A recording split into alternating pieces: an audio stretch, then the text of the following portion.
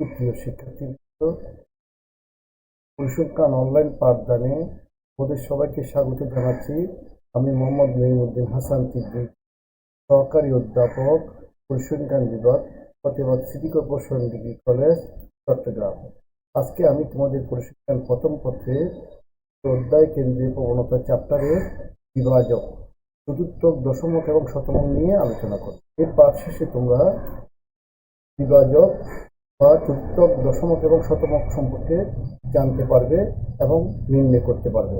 বিভাজক বা পার্টিশন কোনো তথ্য সারি বা নিবেশনের মানগুলোকে ঊর্ধ্ব বা নিম্নক্রমে সাজানোর পর কয়েকটি সমান অংশে ভাগ করে যে পরিমাপগুলো পাওয়া যায় তাদেরকে বিভাজক বলে। বিভাজকের প্রয়োজনীয় পরিমাপসমূহ হল চতুর্থক, দশমক এবং শতমক। আমরা প্রথমেই আলোচনা করব চতুর্থক বা কোয়ার্টাইল নিয়ে। কোনো তথ্য সারির মানগুলোকে মানের ক্রমানুসারে সাজানোর পর যে তিনটি মান উক্ত তথ্য সারিকে সমান 4 ভাগে বিভক্ত করে তাদেরকে চতুর্থক বলে। এটিকে কিউআই দ্বারা প্রকাশ করা হয়। একটি তথ্য সারি বা নিবেশনে 3টি চতুর্থক থাকে, যেমন প্রথম চতুর্থক Q1, দ্বিতীয় চতুর্থক Q2 এবং তৃতীয় চতুর্থক Q3।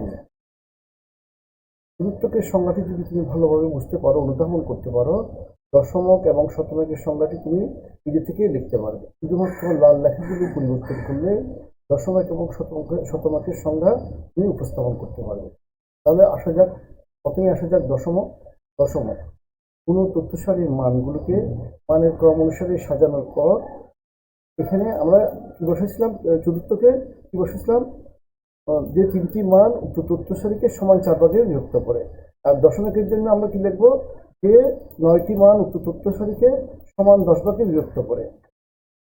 যে 9টি মান উক্ত তথ্য সারিকে সমান 10 ভাগে বিভক্ত করে তাদেরকে দশমক বলে। আর বিসাইলের ডি, এটিকে ডিআই দ্বারা প্রকাশ করা হয়। একটি তথ্য সারি বা নিবেশনে 9টি দশমক থাকে, যেমন প্রথম দশমক D1, দ্বিতীয় দশমক D2, তৃতীয় দশমক D3, চতুর্থ দশমক D4, এভাবে আস্তে আস্তে নবম দশমক D9। এবার আসা যাক শতমক, পার্সেন্টাইল। তাইলে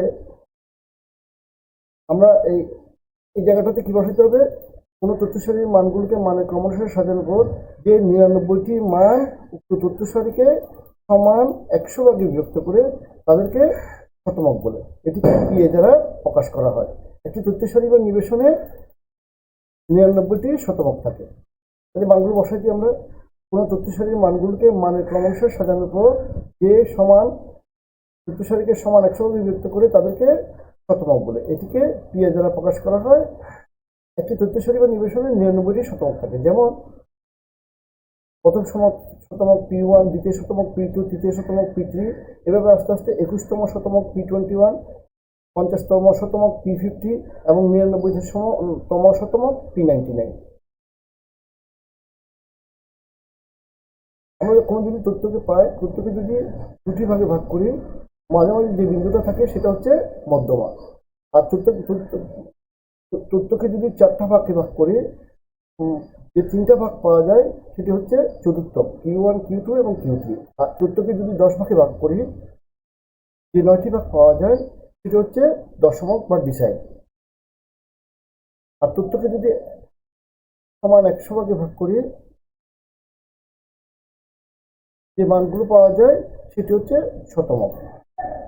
এবার আসা যাক তথ্য সারির সাথে মধ্যমার সাথে অন্যান্য তথ্য সারির তুলনা। মধ্যমা কোনো তথ্য সারিকে দুটি সমানভাবে বিভক্ত করার পর মাঝে মাঝে যে একটি মান পাওয়া যায় সেটি হচ্ছে মধ্যমা। চতুর্থক হচ্ছে সমান 4 ভাগে ভাগ করার পর যে 3টি মান পাওয়া যায় সেটি হচ্ছে চতুর্থক এবং মধ্যমার সমান হচ্ছে Q2। দশমকে এবং মধ্যমার সমান হচ্ছে D5। শতমক এবং মধ্যমার সমান হচ্ছে P50। অশ্রেণীকৃত তথ্য সারির ক্ষেত্রে চতুর্থক নির্ণয়। মনে করি কোনো তথ্য সারিতে n সংখ্যক মান আছে। তথ্য সারির n সংখ্যক মানকে ছোট বা বড় ক্রমে, ছোট থেকে বড় ক্রম অনুসারে সাজাতে হবে। n বিজোড় হলে i তম চতুর্থক সমান QI। QI সমান কি হবে, তাহলে i ইন্টু n+1/4 তম পদ। i এর মান হবে 1, 2 এবং 3।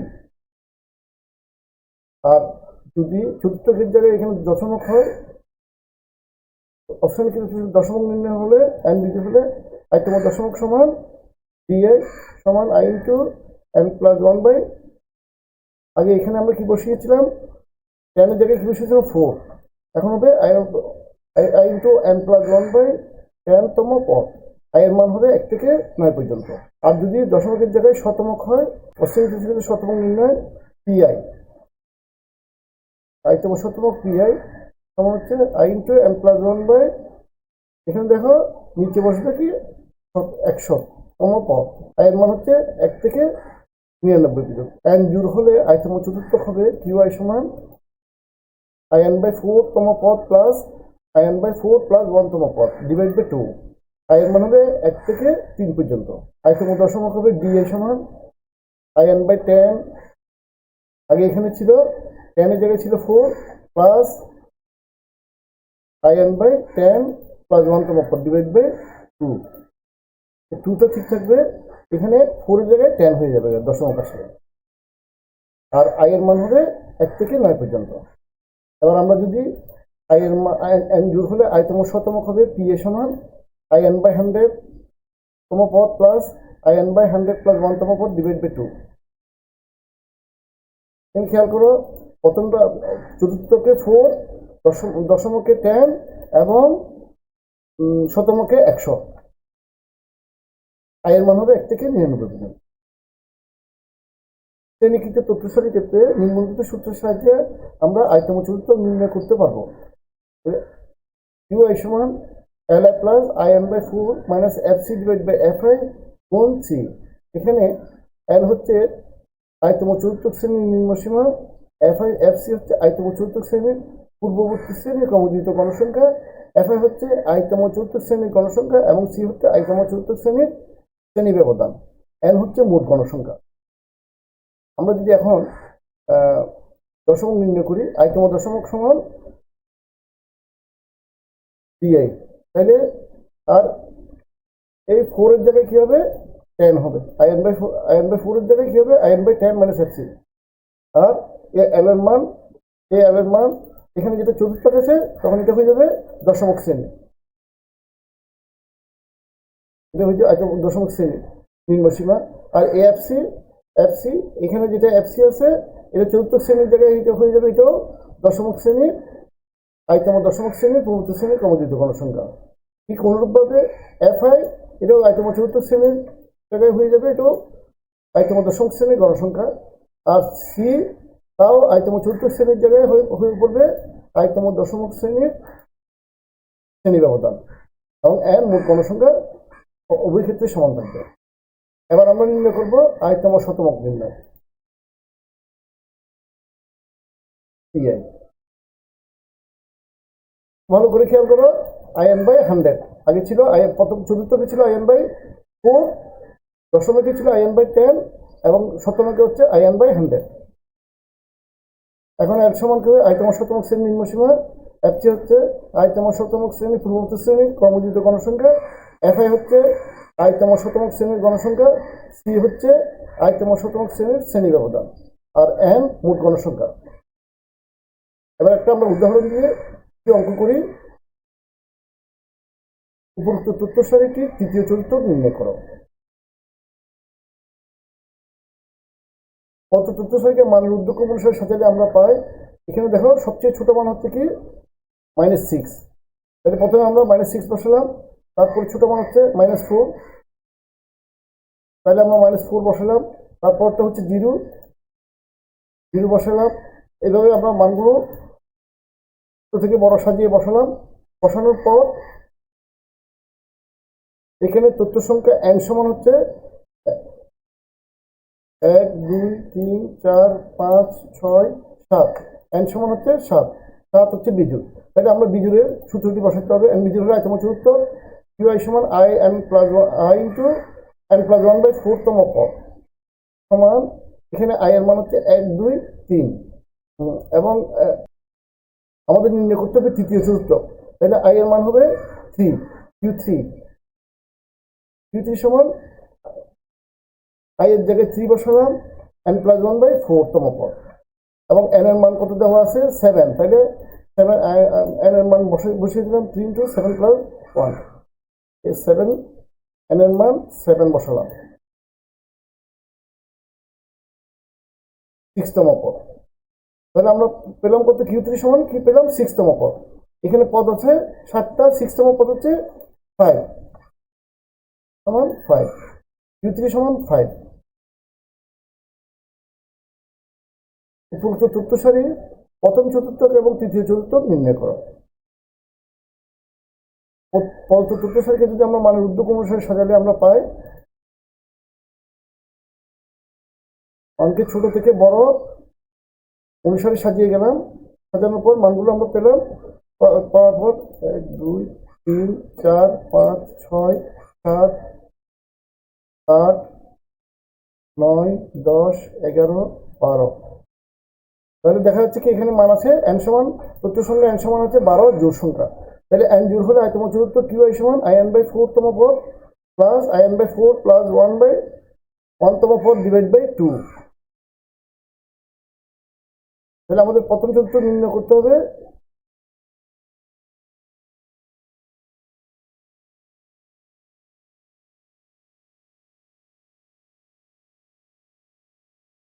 এখানে ভালোভাবে খেয়াল করো, in/4 যেহেতু প্রথম চতুর্থক i এর মান হচ্ছে 1 হলে 1/4 n/4 প্লাস n/4 প্লাস 1তম পদ, আর n সমান আছে কত 12, তাহলে 12/4 সমান 3তম পদ, আর 12/4 প্লাস 1 সমান 4তম পদ ডিভাইড বাই 2।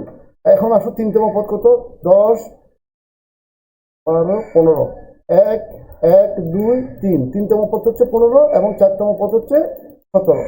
আবার খেয়াল করো 1 2 3 4, 3 হচ্ছে 15 এবং 4 হচ্ছে 17। তাহলে 15 এবং 17 যোগ করে যে মানটা পেলাম, তাহলে আমরা আমাদের প্রথম চতুর্থক নির্ণয় করে ফেললাম। এবার আমরা নির্ণয় করব তৃতীয় চতুর্থক। তাহলে Q3, তৃতীয় চতুর্থক Q3 সমান 3/4 প্লাস 3/4 প্লাস 1তম পদ।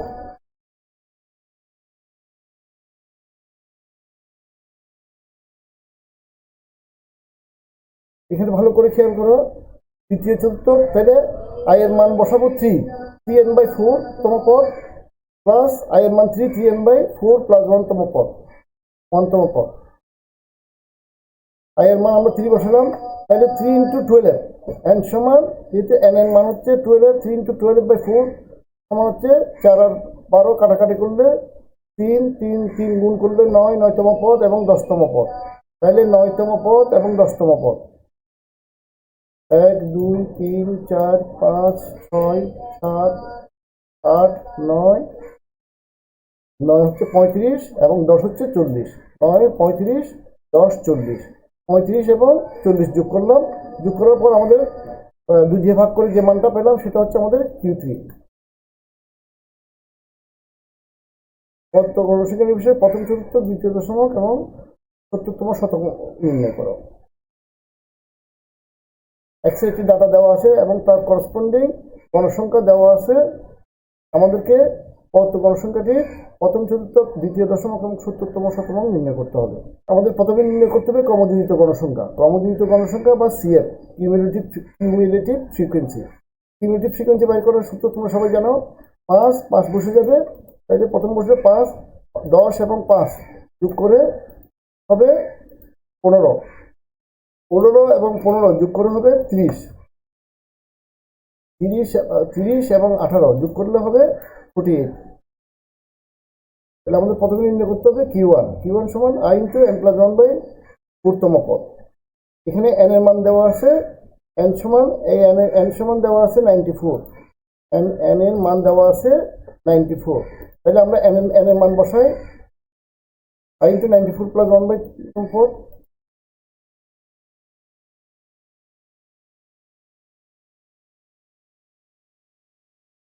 23.75তম পদ। 23.75 এর কাছাকাছি বড় মান হচ্ছে 30। ক্রমযোজিত গণসংখ্যাতে কাছাকাছি বড় মান হচ্ছে 30। তাহলে আমরা এই শ্রেণীতেই আমাদের Q1 এর মান পাবো। এই শ্রেণীতে Q1 এর মান হচ্ছে 14।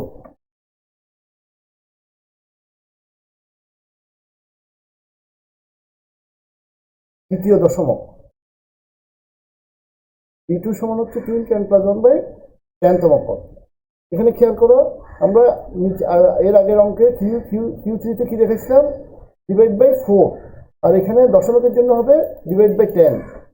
তাহলে এখন n এর মান বসিয়ে দিলাম।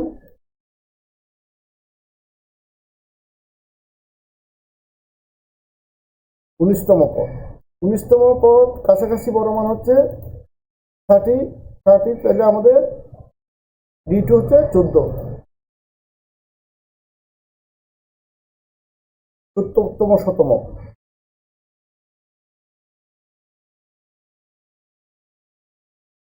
66.5তম পদ। 66.5তম পদের কাছাকাছি বড় মান হচ্ছে 68, তাহলে আমাদের 70তম শতমক হলো 18। নিম্নে 30 জন ছাত্রের বয়সের বিন্যাস দেওয়া আছে।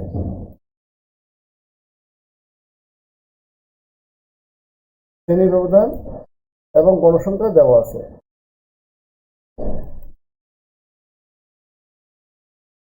বিন্যাসটির তৃতীয়, চতুর্থ, অষ্টম দশমক এবং 40তম শতমক নির্ণয় করতে হবে। এক্ষেত্রে তখন আমাদের নির্ণয় করতে হবে প্রকৃত শ্রেণী। প্রকৃত শ্রেণী নির্ণয় করতে গেলে নিম্নসীমার সাথে 0.5 বিয়োগ করতে হবে এবং উচ্চসীমার সাথে 0.5 যোগ করতে হবে। তাহলে আমাদের দাঁড়ায় 14.5। 15 থেকে যদি 0.5 বিয়োগ করি তাহলে এটা দাঁড়ায় 14.5, আর 17-এর সাথে যদি 0.5 যোগ করি তাহলে এটা দাঁড়ায় 17.5। অনুরূপভাবে 18 থেকে যদি 0.5 বিয়োগ করি তাহলে এটা দাঁড়ায় 17.5, এবং 20-এর সাথে যদি 0.5 যোগ করি তাহলে এটা হবে 20.5। অনুরূপভাবে 21 থেকে যদি 0.5 বিয়োগ করি তাহলে এটা দাঁড়ায় 20.5 এবং 23.5। অনুরূপভাবে অন্য মানগুলো বসালাম। গণসংখ্যা তো আমাদের দেওয়াই আছে। এবার আমাদের নির্ণয় করতে হবে ক্রমযোজিত গণসংখ্যা।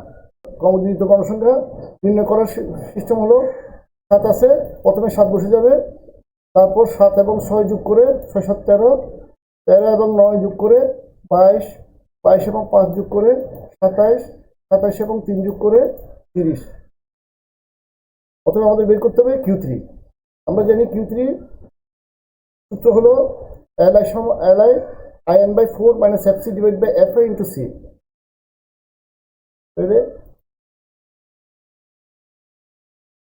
আমাদের প্রথমে বের করতে হবে 3n/4। 3n/4 এটি বের করতে হবে। তাহলে আমরা প্রথমে 3n/4 বের করি।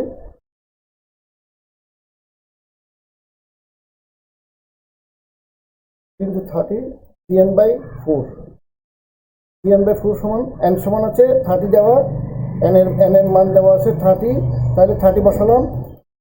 3/30, তাহলে আমরা মান পেলাম 22.5। 22.5 এর কাছাকাছি বড় মান হচ্ছে 27, তাহলে আমাদের 22.5তম পদটি 24 থেকে 26 শ্রেণী। 24 থেকে এই শ্রেণীতে পড়ছে। কাছাকাছি বড় মান হচ্ছে 27, তাহলে 24 থেকে 26 শ্রেণী এই শ্রেণীতে পড়ছে, যার প্রকৃত শ্রেণী সীমা হচ্ছে 23.5 থেকে 26.5। এবার আমরা যদি মানগুলো বসিয়ে দিই, এখানে দেখো n এর মান 30, LI হচ্ছে 22তম, 24 থেকে 26 শ্রেণীতে অবস্থিত। 24 থেকে 26 LI হচ্ছে 23.5, আর FC হচ্ছে পূর্ববর্তী ক্রমযোজিত গণসংখ্যা, 27-এর আগের ক্রমযোজিত গণসংখ্যা, তাহলে 22। আর FI হচ্ছে ওই শ্রেণীর ক্রমযোজিত গণসংখ্যা 5, এবং সির মান হচ্ছে, সি হচ্ছে ব্যবধান। 23.5 এবং 26.5-এর মধ্যে যত ব্যবধান আছে, যে ব্যবধানটা সেটা হচ্ছে সি। এবার আমরা মানগুলো বসিয়ে দিলাম। মান বসানোর পর 3n/4 এর মান হচ্ছে, এখানে পেলাম 22.5 মাইনাস এফ এর মান হচ্ছে 22, মাইনাস 22 বসালাম, আর এফআই, স্মল এফআই মান দেওয়া আছে 5, আমরা বসিয়ে দিলাম। এখানে 5 গুণ আছে, গুণ বসালাম, আর সির মান দেওয়া আছে, সির মান আছে 3, তাহলে সির মান 3 বসালাম।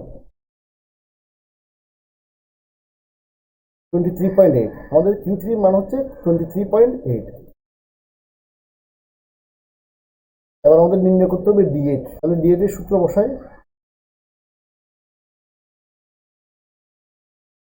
এখানে খেয়াল করো 8 এর জন্য 8n, আর D এর জন্য 10, আর বাকিগুলো তো আগের মতোই সূত্রতে বসে গেছে।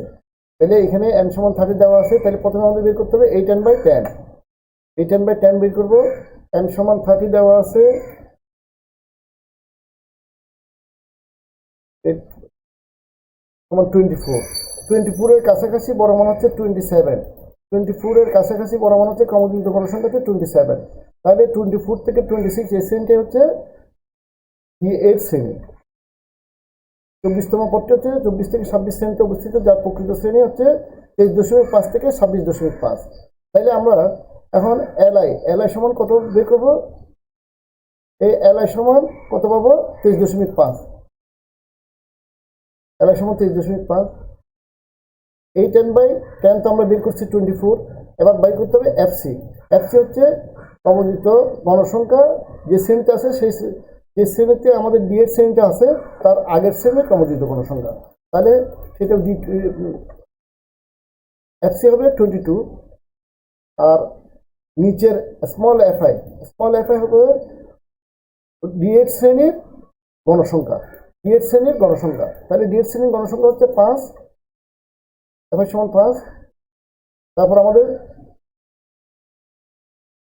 সির মান হচ্ছে যে শ্রেণীতে আছে ওই শ্রেণীর শ্রেণী ব্যবধান 26.5 থেকে 23.5 এর মধ্যে ব্যবধান কত, তাহলে সি এর মান হচ্ছে 3। এবার মানগুলো বসিয়ে দিলাম। এল এর মান বসালাম 3.5, প্লাস আছে প্লাস বসালাম। 8n/10, এখানে 8n/10 সমান 24, তাহলে 24 বসালাম। এফসি হচ্ছে 22, এফসির মান বের করছি 22, 20 মাইনাস আছে মাইনাস বসিয়ে দিছি, এবং এফসির মান 22 বসালাম। ভাগ আছে ভাগ বসালাম। আর এএফআই হচ্ছে 5 বসিয়ে দিলাম। এখানে গুণ আছে গুণ বসালাম। সির মান আছে, সির মান হচ্ছে 3 বসালাম। আবার যোগ গুণ ভাগ করার পর 24.7, তাহলে আমাদের D8 হচ্ছে 24.7। তারপর নির্ণয় করতে হবে P40, 40তম শতমক।